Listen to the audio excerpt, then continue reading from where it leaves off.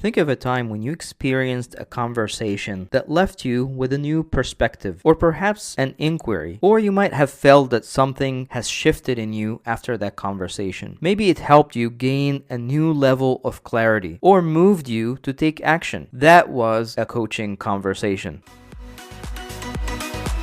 Hello and welcome to the Coaching Conversation. This is your host, Salah Elleithy, and I am delighted to have with me today Heidi Araya. Heidi is an organizational coach and has been working in the agile transformation space for a while. And her mission is to nurture organizational systems so that the people can feel fulfilled and co-create awesome and innovative products and services. Heidi is also a founding member of the Open Leadership Network, and she's working on a forthcoming book called Team Coaching with Open Patterns. And she's also on the leadership team of Coaching Agile Journeys. So I'm really excited. I'm looking forward to this conversation. Heidi, welcome. Thank you so much for inviting me here today. I'm really looking forward to it. I've been looking forward to this conversation as well. And I know we talked about a theme for this conversation, which is really interesting and sounds very cool, the idea of agile transformation from the inside. But I would like to start by getting a brief overview or idea of how you got to where you are today. What's your story? How did you end up getting into this type of work? Yeah, thanks for asking. Completely by accident. So I started out my career as a technical writer, and somehow I began to find opportunities for process improvement. And so I began to explore those opportunities for process improvement. And along the way, I discovered that the biggest impediments were not at the team level. So I'm talking about back in the 90s and early 2000s. And so I became passionate about unblocking people from doing their best work because I could see that it was causing them lots of angst every single day. So I began to focus on process improvement within my area that I had at scope at work. And it became my passion to get to the higher level to figure out how could I unlock even greater value here, because these processes, honestly, nobody's looking at them holistically at all. They only care about their little piece. So I fell into a role as a product owner at NASA to rescue a failed waterfall project. And so I ended up working there, and it was my first experience being on an agile team as a product owner and seeing that the customer asked for something that it turned out when we met with her every 2 weeks and showed her what we were working on, she didn't actually know what she wanted. She thought she wanted just a paper form translated on the intranet, and actually she wanted a complex travel routing application that had lots of business logic based on all these cases. And so we delivered it to her using Scrum, and we had this rich feedback from her. And over the course of almost 2 years, we developed a product that, with a very small team of people, remained in production for almost 8 years with barely any defects. And that was I began to be very excited about this potential.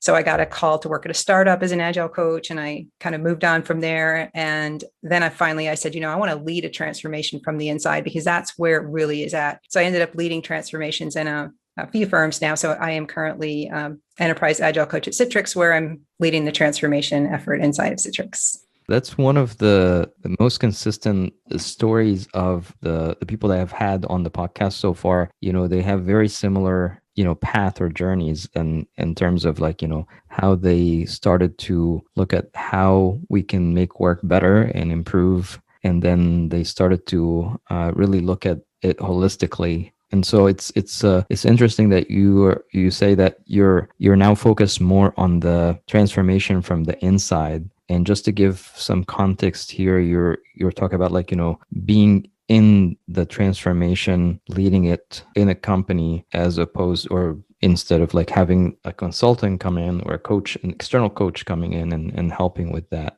Right.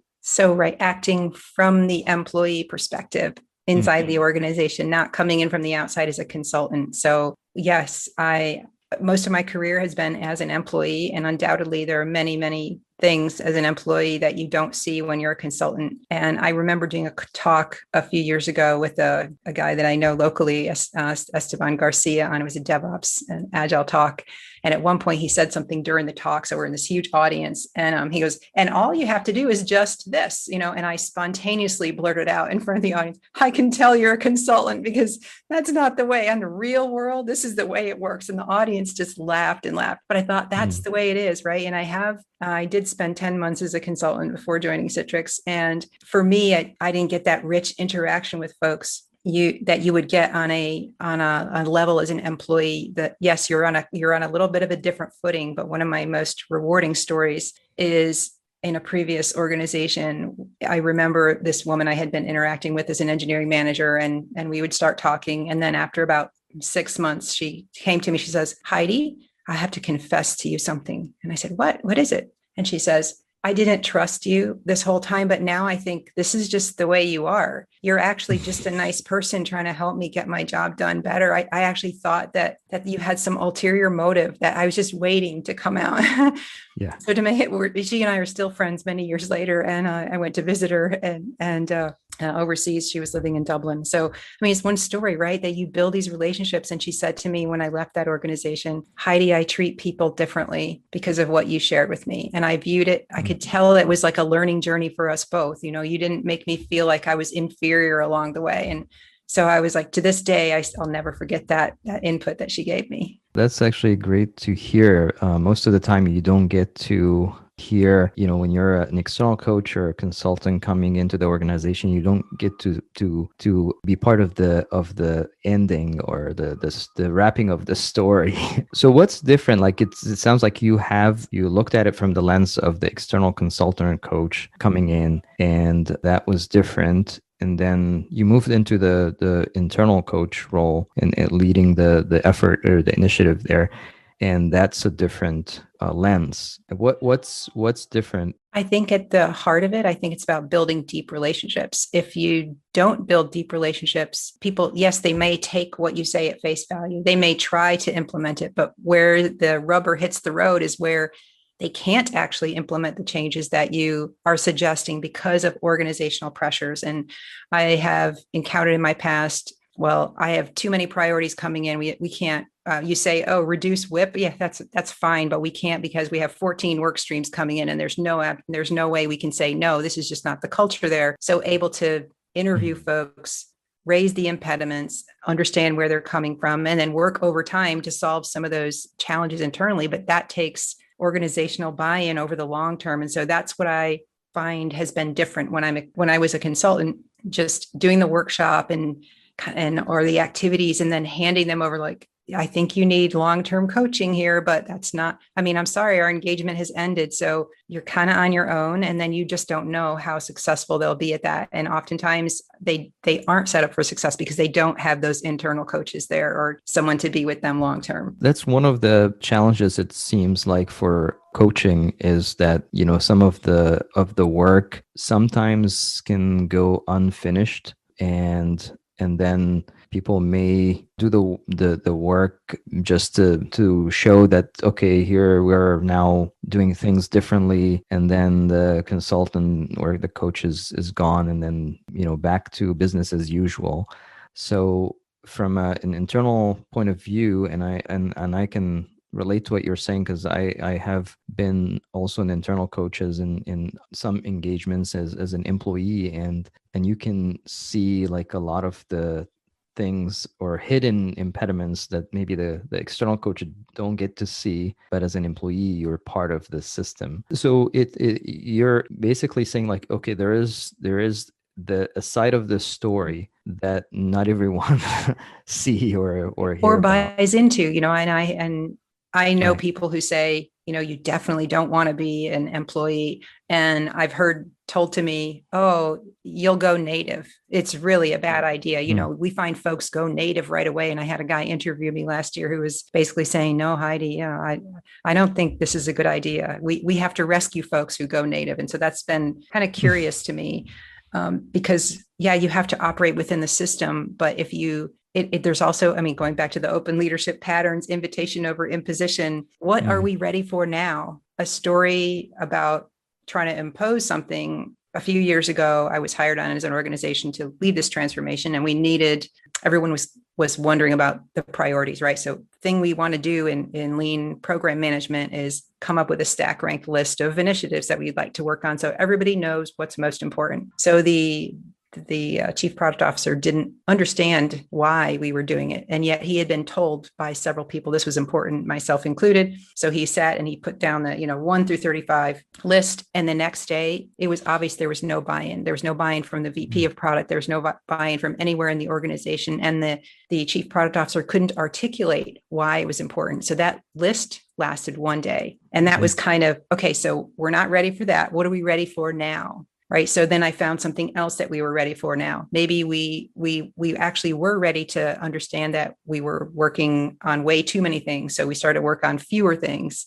And that was the thing that we worked on next. So it's kind of navigating the waters. You're not neglecting the principles. You're just find the willing and work with them. And what are they ready for now? And the path becomes easier when you find that thing, right? Because they've now bought into it. And I think you mentioned that you highlighted that in the beginning, like, focusing on relationships and trying to build the relationships take time, and just getting to that point where people trust the process or trust the person who's leading the effort can take some time. What have you noticed as far as like the relationship aspect of the transformation as you were on the inside versus being on the outside? So like, how do I establish trust and those things? I mean, part of it is trust. It sounds like that's the first step, or at least the starting point. Yeah. So the first thing I do when I get into a new organization is just find out who is who and what are their top challenges. They've hired me for a reason. So a lot of it is just listening, and people begin to share, what keeps you, if I say, what keeps you awake at night? They'll start telling me what keeps them awake at night. And you find that there are actually common patterns, right? So building relationships, now all of a sudden you have this enterprise context because you've heard 40 or 50 people tell you similar things. You can start to put together a picture of what's actually going on, and then empathize with them in their journey. Say, what you're telling me is actually, it's not unusual. I've heard this before, so don't worry about that. And you're not the only one here who's noticing that. So that's the other great thing, is that, we're elevating these concerns and then finding a way to chip away at, those things. Find that, what are we ready for now? One of the things I also realized in this relationship building is it's very much about them finding their voice. So again, I've made mistakes in the past where like, oh yeah, I'm going to find all the problems, gather them, and then present them to leadership. I did that. Then people come to me and tell me XYZ is a problem. Well, what's the problem there? Heidi's the only one saying that it's a problem. So then leaderships are, I don't even know why this is a problem. Only Heidi is saying this is a problem. Everyone else is shutting up. So then it was about, my journey was about helping others find their voice. You know what? This is great. I'm so glad you brought this up. I'm happy to bring it up to leadership. And if we're in a meeting together, because that's the other thing that would happen, right? We're in a meeting. We agree that X is a problem. Heidi says X is a problem in the meeting, and everyone else is quiet. Even the people that came to me and said it's a problem, So then I would say, all right, if we're in this meeting and it comes up, would you be willing to say, yes, that is a problem? Get their buy-in ahead of time. And so those are the kind of relationships that you get to build when you're in there long term. This really resonates with me because I've seen that as well, where you are trying to collect stories. And again, I think, stories are sometimes underrated. People focus on too much on like the data, hard data, but as you collect stories, that's still data. That's still getting you feedback from different people across the organization. But you're highlighting a deeper level of this idea of safety or psychological safety from the research of Amy Edmondson and others. But this idea that you talk to a lot of people, you collect the data, you present it, and then everyone's like, oh, we didn't say that. That's not really that's not really a problem for us. So you discover that this isn't, if there's a deeper level of they don't feel like maybe their voice is going to be heard, or maybe there's fear of bringing up these issues. So there is something there about safety that when you go in and talk to people one-on-one, they tell you something, and then when you present it in more of a public forum or settings, they tell you something else. Or more frequently, they don't say anything at all. One aspect was I was hearing a huge need in the organization for Scrum Masters. We need experienced Scrum Masters. So I went to this hiring meeting and it was, yes, I need Scrum Masters. And I'm putting on my list, like, I think we need 7 Scrum Masters. And then, there was like laughter. the guy, my manager laughed. He's like, haha, good, nice try, nice try. And the other people that had told me they could use Scrum Masters in their area didn't say, except for one person. He's like, no, actually, I agree. We need Scrum Masters. And so we took that conversation forward. So I'll say, if at least one other person is willing to agree with you in the room, then the other people are now more likely to chime in. So it's not just one person, but it's at least one other person in the room saying, yes, I think she's saying something that makes sense here. It's resonating with me. And then, so that's one way I think, helping people find their voice by being the first person to speak up a lot of times. It is definitely something that I see often, even with one-on-one coaching with leaders.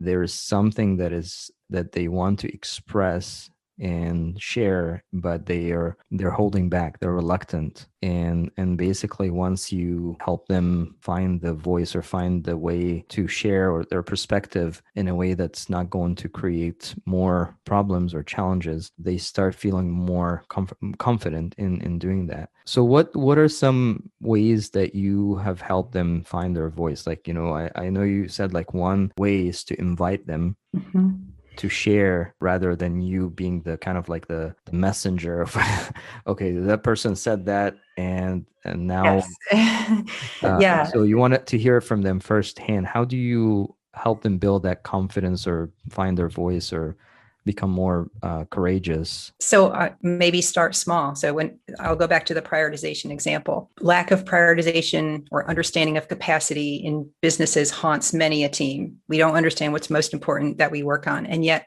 they haven't found a way to frame this or to say, this isn't working, but what do we need instead? So having a conversation with them, and let's say leadership doesn't buy into the stack rank list because there wasn't any buy-in at that time. And then actually approaching them, say, you know what, I actually tried to speak with leadership about this. They're not bought in. So here's what we're going to do. If you're willing, every time you suffer this pain, just mention specifically, you know what, I think a stack rank list would really help. Because they all agreed that would help them. When I interviewed them, if I had this, my life would be so much better. And then, so you talk to those people, because again, these are stories across the organization. Hey, a stack rank list could really help us, help them find their voice, say, you know what, I could really use a stack rank list. And then over time, and what happened over a period of 6 or 8 months was leadership began to hear this over and over. Gosh, this pain, they're all saying I need a stack rank list. All of a sudden the buy-in was there and things just magically happened. So even just telling them, the old of give me some solution too, if that's possible, then don't just say, I can't do my work well, but here's what would really help me move forward with this. It sounds like more of a, building momentum around specific area that we need to tackle, or what's most pressing to start with, and I know like this idea of inviting people to share like the topics that they want to interested in, and then the system will emerge like with like, okay, this is what, it's almost like a form of a lean coffee or open right or an open space, right? Yeah the topics emerge, but there does seem to be then particular movement around some area where people agree we don't have enough clarity on roles, responsibilities, and decision rights, for example. Let's go over there, and then there's buy-in for that particular area. So you might go deep dive there for a little bit and then come back and see like, okay, now that we did this, what are we ready for now? What's most important on our list of challenges? So I know you're in the process of writing this book or co-authoring with Kristen and about open patterns. And can you say more first, like what's an open pattern? Yeah, absolutely. So open patterns are basically ways of engaging people that provide a good framework for, I'll say, not imposing agile practices,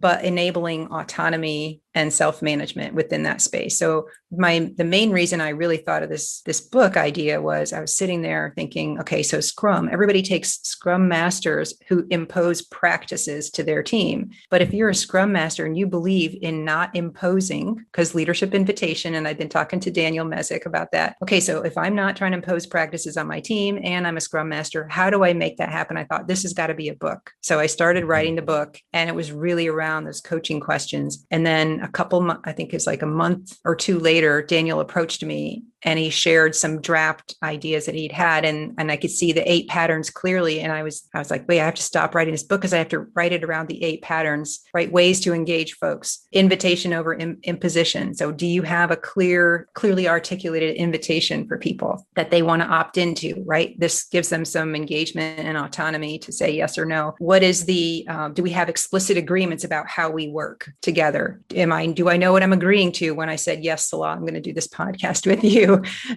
What are the boundaries by which we agree? Like, right, time boundaries, territory, my task boundaries, what decision rights do I have, are all like the boundaries that are not often clearly specified inside of companies today. One of the other open patterns that Scrum does really well is whole group process. So there's ways that you could use a whole group process and, like you were talking about lean coffee, open space. So I'll say whole group process is not chaos like a lot of people think it is. So anyway, the whole, to go on, right, the book is written around these 8 patterns that you would use as a team coach if you were opposed to imposing Scrum practices on your team. And that's the whole idea of the book. So there's this idea of emergence that comes from the open patterns. You're not starting with a specific practices that here's how you do things. You're basically finding what is the group struggling with, what's the challenge here, and then letting these open patterns can offer some help in terms of like, how do we want to work together? Yeah. And so often teams, I find, haven't even thought about their team norms, right?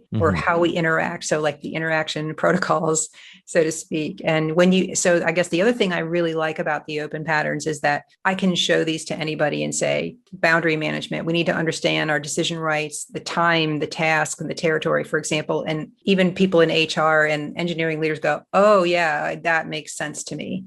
Of course, we need to know what decisions were empowered. So when I found introducing these, you can take the pieces of them. You don't need to take the whole, but start with one piece, be it invitation or whole group process or one of the things, and then present it and think, where could we get better at this? How have you been able to introduce these open patterns, from the inside? Because, again, tying it back to you're building trust, you're building relationships, and then, maybe at some point you're introducing some of these patterns, or maybe you don't even have to like explicitly say, okay, these are open patterns. You're just like using them organically and as part of your leadership style. Absolutely. So I do tend to use them organically. And when people see, later on, I might bring them in if they're really interested, and I'll share like, this is part of open patterns. If you're interested, I'll share more about it. And I tend to do that after a while. But one of the things that begins to resonate immediately is, especially starting in a new role or in an organization, one of the most common things is nobody knows who does what around here. The roles and responsibilities have to be made more clear. So then I just chime in roles, responsibilities, and the decisions that role can make. And then they sit back and they think, oh yeah, you know what? That sounds like we haven't actually done that here. So however they decide to approach it, and some folks decide to go with RACI, and then you kind of guide them along, the RACI, which,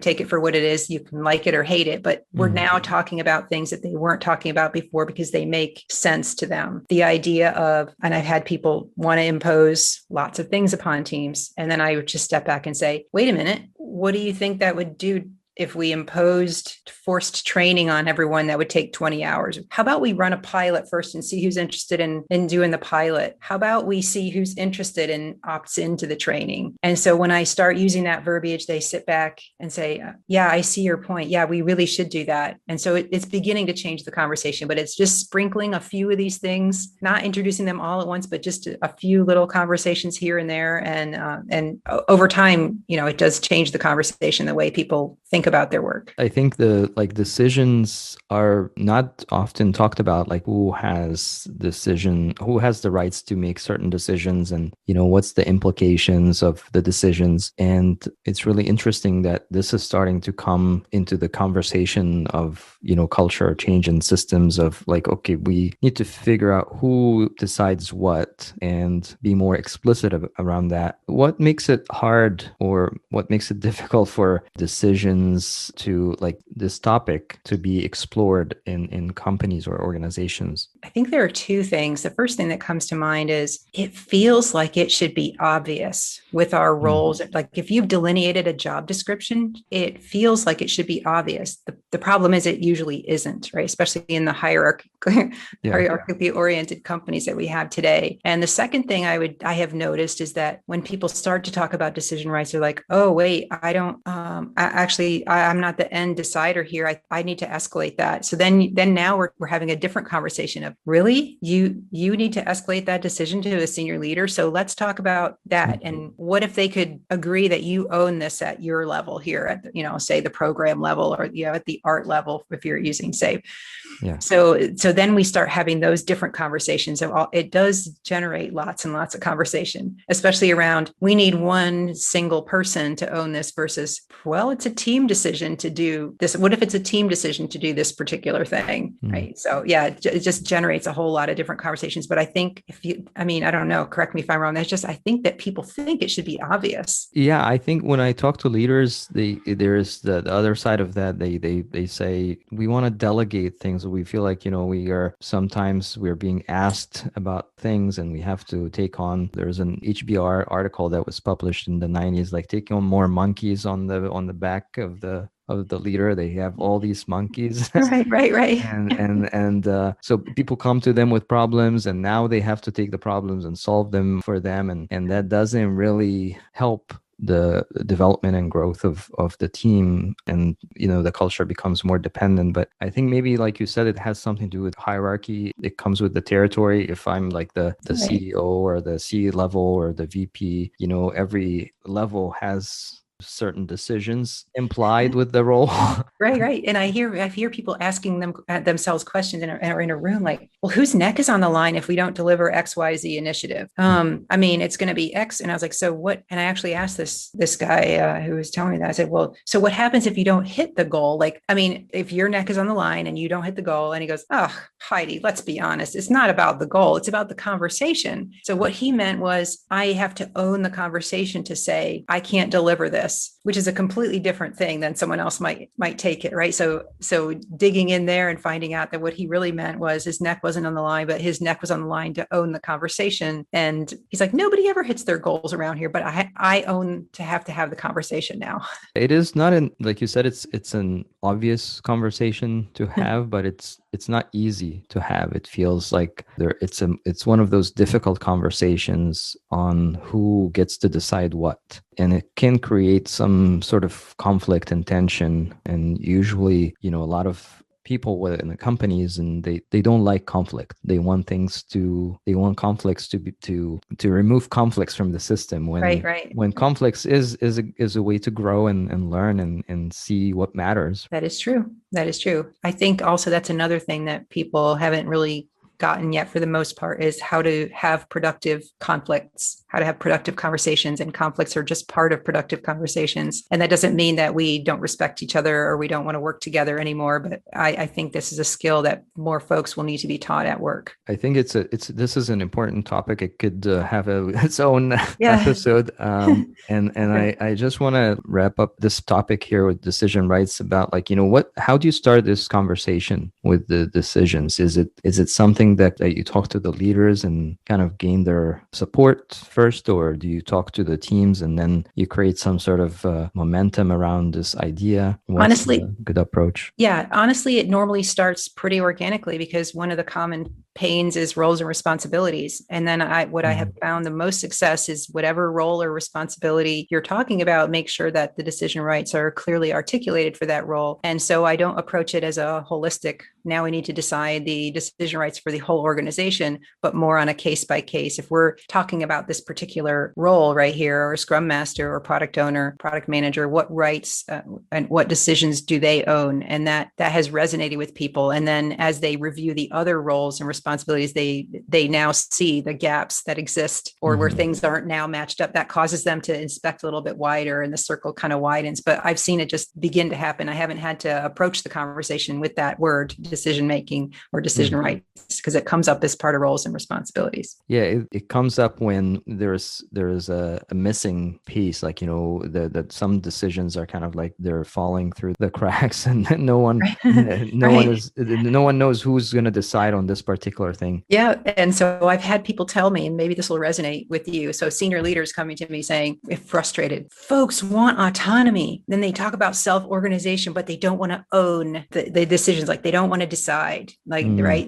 And so he's like, they don't want to own the decisions they're making. And it's like, okay, let's dig into that. What possibly could be holding them back from wanting to own this particular area? And what you often find out is they don't have the authority or, the rights to make that decision, or they rely so heavily on someone else that it's not even within their scope. Right. So it's been an interesting journey to think about this decision rights. It sounds like it comes back full circle to this idea of relationships and trust and safety. If I'm given like the autonomy to make certain decisions and I make a decision and then I get reprimanded or punished for the decision, then I'm less likely to make the decision, right? And so there's some sort of safety or some tolerance for failure. If we decided something and it turned out to be wrong, what's the consequences? And trust in that person that they actually made the right decision in the moment for whatever they believed was the right path forward, right? And we can't win all the time with our decisions.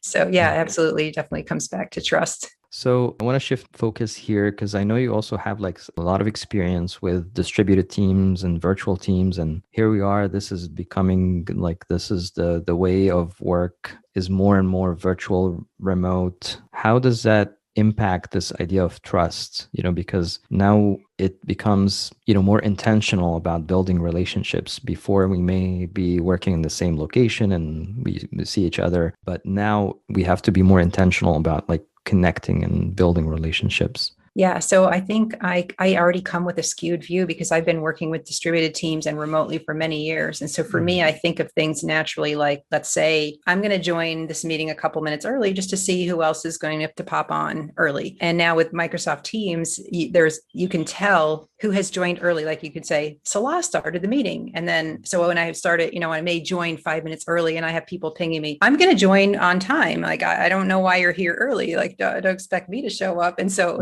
like a little bit of the culture shift of it's less about me, I think, and more about where the folks who are used to working in offices, primarily with people now transitioning to remote and don't understand the culture. And so some, I think, companies are still waiting to go back to the office. So they haven't invested a lot in their remote culture. Some companies have, but other companies are just like, well, we're waiting to go back to the office. So, we know it's going to be happening anytime soon. So we're not going to invest too much. But I think, yes, being intentional. And one of the functions I had in a previous organization was remote hub leader. So someone who was leading events. And one of the complaints at the time was, well, our remote workforce is the least engaged according to the survey. So you could talk about how we slice the survey, or maybe it's along different lines. But my comment back was, perhaps they're not engaged because we never bothered to engage them. We've got on-site picnics and on-site events, but we've never had anything for the people who are remote workers or working distributed. So how about let's try to engage them and see what they would want to do. And so I set up events and meetups and things for the distributed workforce.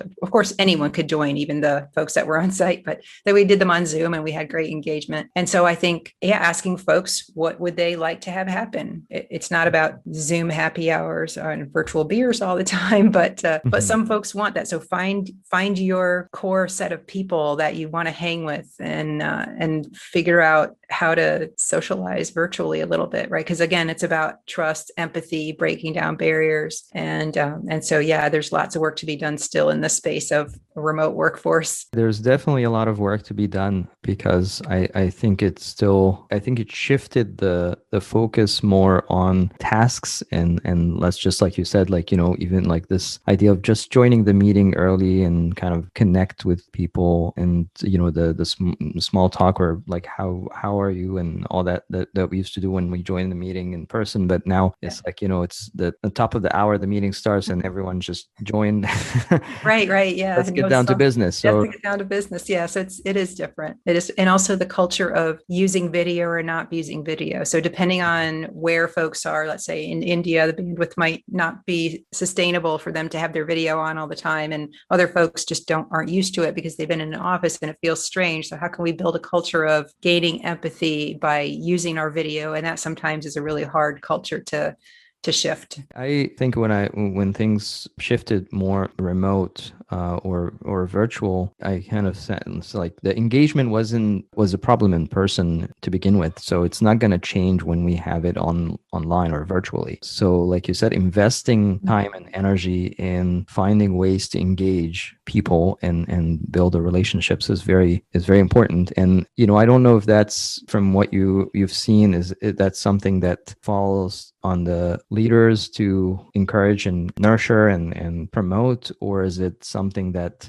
happens organically, or maybe a combination of both? Yeah, I think leadership sets the tone for many things. So let's say, Mhm. just making up an example here, let's say the CEO and all the senior leadership team never use their video. Like I think that would set the tone, right? How they join, what they do, that probably sets the tone for a lot of the organization. I remember in a previous organization asking folks in a leadership channel, hey, do you believe in video, that we should be using video? And if so, would you be willing to promote the idea that folks should be using video in the meetings that you join where folks aren't using their video? Because that way we could spread it kind of organically. And I didn't get a lot of engagement or response to that particular post. So I was like, okay, we're not ready for wide promotion of this. But when, you can do some of that organically just by saying, if you showed up without your video, I could say, hey, Salah, would you mind turning on your video, or alerting the person ahead of time? It would be really great if we could use a video call. I was interviewing a coach not that long ago, and the person joined and didn't use their video at all.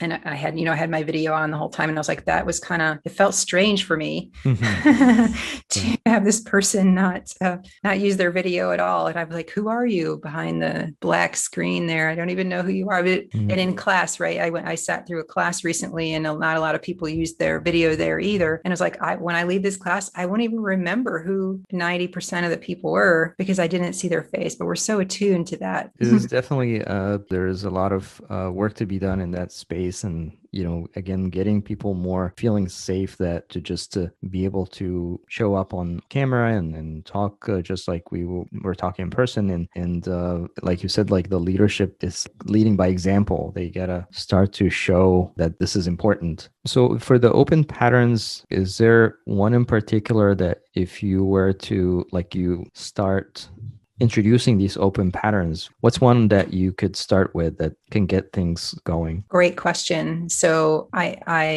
I'll say that I'm gonna list two, right? Because no matter who you are, you shouldn't be imposing upon people. So this idea, and it's called leadership invitation in the open patterns on Open Leadership Network site. And leadership doesn't mean that it has to come from top down. In my mind, right? Everyone is a leader. If you're leading a meeting, you're a leader. So invite people to that meeting. Try wherever you can not to impose a solution, but ask people questions instead. And so one of the tips I give to Scrum Masters, for example, is how long can you go in this meeting without saying anything except asking questions, right? See how long you can go. Just ask questions, and that will get you there. The second one is around the idea of explicit agreements. I feel like people haven't explicitly stated how they're going to work together. I know that one of the Doug Kirkpatrick's colleague letter of understanding is called the Clue, and it's got here what decisions I make. Here's how I interact with people. I mean, it's a heavy form when you look at it, but you can even take pieces of that form and say,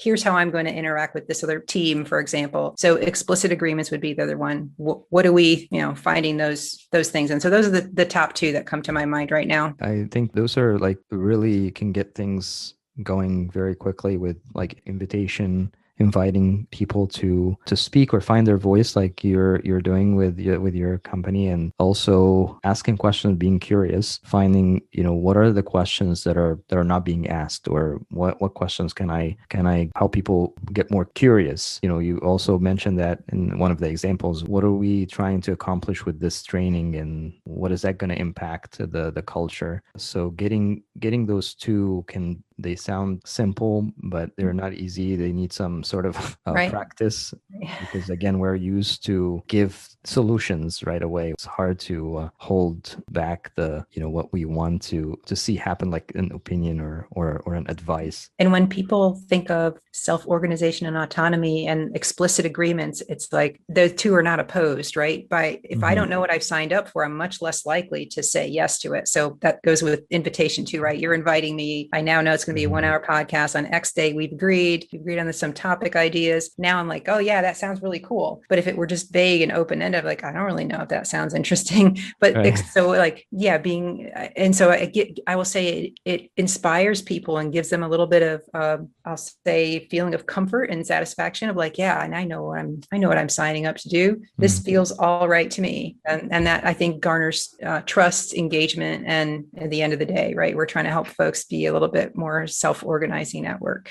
I think clear boundaries, or sometimes we call rules, ground rules, or some sort of, how do we play? Like if this was a game, like what are the rules to play the game? So I know we're coming to the end here. So what is the plan for the book? When is it going to be published? Yeah, great question. I don't know yet when it will be published. Kristen and I are actually giving a workshop in the first week of August on these open patterns. And so what we're doing is we're incorporating the feedback we get from the classes and back into the book. So there's no date yet for the book, but we are excitedly working on it. And you can get the content from the class at this time. Just go to openleadershipnetwork.com. Awesome. So what's something that you want to leave us with? Any thoughts or comments? What a great question. So I think people do their best work when they show up inspired every day. And so what I will leave the audience with is, what will cause you to show up inspired to work tomorrow? So just take a moment, I take a quiet walk, and I find my best thinking when I take walks in the morning, and you'd be surprised in the great ideas that come to me, but also it inspires me to start my day. So think about what would make you be inspired to show up to work tomorrow, and then do that thing, and hopefully great success at it. Excellent. Thank you. And I appreciate the time and the insights here. Where can people find your work? I know you have coaching agile journeys. Yeah, the best place to find me, and I publish lots of blog posts, you can find me on LinkedIn. So just look up Heidi Araya on LinkedIn and you'll find my blog posts and how to contact me. So Heidi, it's been a pleasure. Thank you again for your time and wisdom, and I appreciate it. It has been great chatting with you today. Thanks so much.